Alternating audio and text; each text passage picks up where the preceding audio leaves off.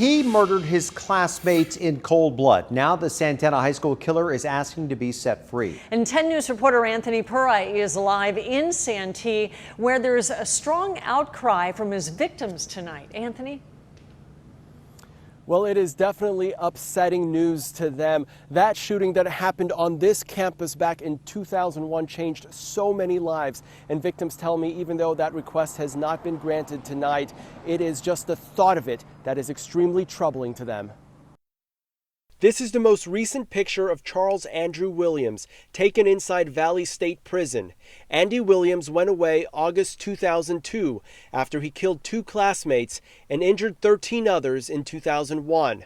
Barry Gibson, who was a senior at Santana High School at the time, was shot in the thigh. I was very forgiving when this happened, more so than maybe I should have been.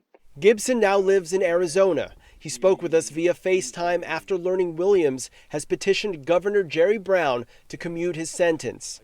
It comes after Brown signed a bill earlier this year that prohibits prosecutors from trying defendants under 16 years old as adults. Williams was 15 when he went on a shooting spree. If you let people know that, hey, well, you can get out early because of your age, well, what is that message does that send to people, you know, younger kids that are thinking about stuff like this? And he was young, but there are 2 children that will never live those lives. One of those lives taken, 14-year-old Brian Zucker. He was shot in the back of his head inside a bathroom. His mother received this letter from the district attorney's office alerting her of Williams' request.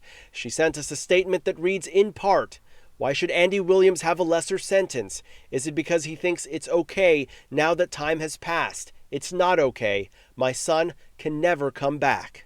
Williams is now 32 years old and spent more than 16 years in prison. Paul Finks, who was the district attorney at the time, says Williams' sentence was already reduced from the original 50 years to 25 years. Based on the monstrosity of the crime, he thinks there's a slim chance the governor will grant Williams' request. The only possible reason to commute what was once a 50 to life sentence to something less than 25 years is consideration of the fact that the killer was 15 years old. And I just don't think that's enough, and I don't think any governor is going to think that's enough.